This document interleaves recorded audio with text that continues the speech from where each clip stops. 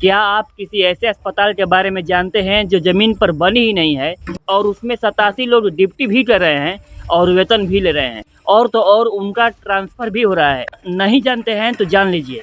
ये कहानी है मध्य प्रदेश के इंदौर के खजराना अस्पताल की। जब 2020 में ये अस्पताल बनाने की बात कही गई थी, तब बताया गया था कि इस अस्पताल में 3 लाख लोगों का इलाज होगा, जिससे हमारी मेडिकल सुविधाएं बेहतर होगी। लेकिन ये अस्पताल केवल पेपर में ही बन पाया, रियल में नहीं। जहां अस्पताल बनानी थी वहां आज तक एक ईंट भी नहीं लगी है। लेकिन पेपर में दर्शाया जा रहा है कि उस अस्पताल में 87 लोग ड्यूटी कर रहे हैं और उन 87 लोगों को पेमेंट भी दिया जा रहा है।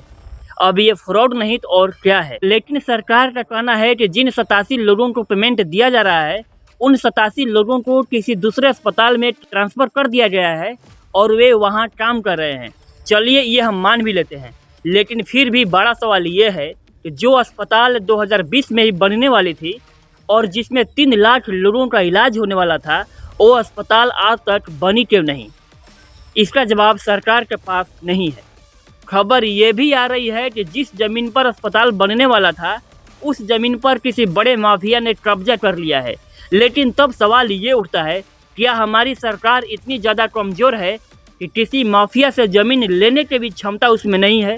बात जब गरीब लोगों से ज़मीन लेने की आती है, तब तो ये सरकार तुरंत बुलडोज़र चलवा देती है। तो फिर एक माफिया के सामने ये सरकार इतनी कमज़ोर क्यों?